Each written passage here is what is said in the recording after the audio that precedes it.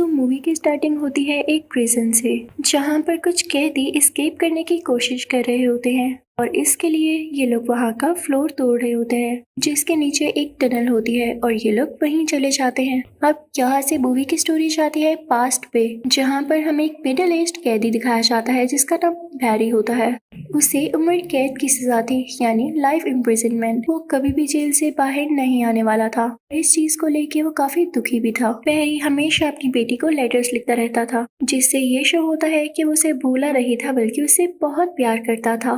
बैरी के साथ जो उसका सेलमेट होता है का एक नया लड़का आता है। तभी बैरी को एक लेटर रिसीव होता है जिसमें उसकी बेटी की हालत के बारे में लिखा गया था कि उसकी तबीयत बहुत ज्यादा खराब है। बैरी बहुत परेशान हो जाता है। वो सोचने लगता है कि उसे अब तो किसी न किसी तरह अपनी बेटी के पास जाना ही होगा। ये लोग तो उसे बाहर जाने के लिए अलाउ करेंगे ही नहीं। तो बैरी सोचने लगता है कि वो किस तरह से यहाँ से एस्केप करे। फिर बैरी देखता है कि जहाँ पर वो अपने कपड़े ड्राई करता है उसकी दूसरी साइड पे कुछ होल्स हैं और साथ ही ऊपर पाइप है जो कि किसी नाले से कनेक्टेड है। तो बैरी प्लान करता है कि ये इस जगह को खोलेगा और बाहर चला जाएगा, लेकिन वो अकेला कैसे कर सकता था। तो इसलिए वो अपने एक साथी से बात करता है। तो उसका साथी कहता है ये बहुत मुश्किल काम है और हम पकड़े गए ना तो बहुत बुरा हाल होने वाला है। लाइफ इम्प्रिजनमेंट से भर के जो सजा मिलेगी वो फिर सजाए मौत ही होगी। लेकिन तभी वो बैरी को एक और आदमी का बताता है जो कि बहुत बड़ा चोर था और बैड गाय के नाम से मशहूर था। वो बॉक्सिंग भी किया करता था। अब बैरी का साथी उसे सारे रास्ते समझाने लगता है क्योंकि उसे जेल के रास्तों के बारे में अच्छे से पता था। सारा कुछ समझने के बाद बैरी उसी चोर और बॉक्सर के पास जाता है। साथ ही वहाँ पर बैरी का साथी भी आ जाता है और ये तीनों एक साथ हो जाते हैं। अब ये तीनों इस बात पर राजी थे कि इस जेल से एस्केप करने का टाइम आ चुका है। तो अब ये प्लानिंग करने लगते हैं कि हम किस तरह से और किस रास्ते से बाहर जाएंगे।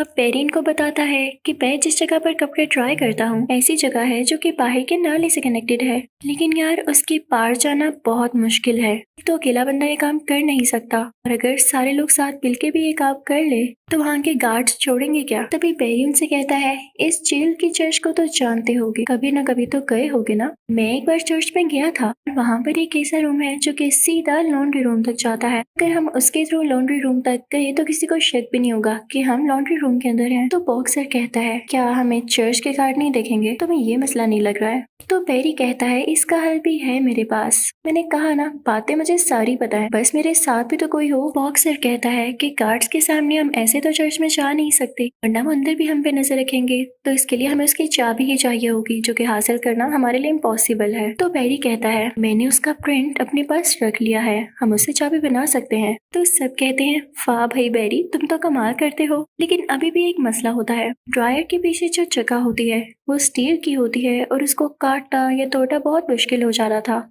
तो बॉक्सर कहता है कि ये काम तुम लोग मुझ पर छोड़ दो, मैं एक लोहे की रोड बना सकता हूँ। मेरे पास कुछ लोहा पड़ा हुआ है, लेकिन उसकी प्रॉपर मोल्डिंग के लिए मुझे एक डायमंड चाहिए होगा और वही हमारी मदद करेगा। तो बाकी दोनों कहते हैं तुम हीरा कहाँ से लोगे? तो बॉक्सर बताता है यहीं पर एक बहुत बड़ा फाइटर भी है, उसके दांत में हीरा लगा हुआ है और जब भी उसकी किसी से लड़ाई होती है तो बाकी कैदी पर पैसे लगाते हैं, शर्त लगाते हैं कि कौन जीतेगा। अच्छा अब हमें पैसों की तो जरूरत नहीं है, जरूरत है हमें हीरे की और इसके लिए जाहिर है मुझे उस फाइटर से फाइट करनी होगी। डरता तो मैं भी किसी से नहीं हूँ और फाइट करने में हर्ज क्या है, हमें टाइमिंग मिल सकता है। लेकिन असल बात तो ये थी कि वो फाइटर बहुत खतरनाक था और हमेशा सबको हरा देता था। अब शुरू होती है फाइटिंग। वो बॉक्सर और वो फाइटर आमने सामने होते हैं। वो ह्यूज फाइटर बॉक्सर को इतना मारता है कि बेचारा गिर जाता है, लेकिन बॉक्सर ने भी हिम्मत नहीं हारी थी। उसने भी जैसे तैसे करके फाइटर का बदन तोड़ ही लिया था जिसमें हीरा लगा हुआ था। चलो चोट लगवाने का कोई तो फायदा हुआ।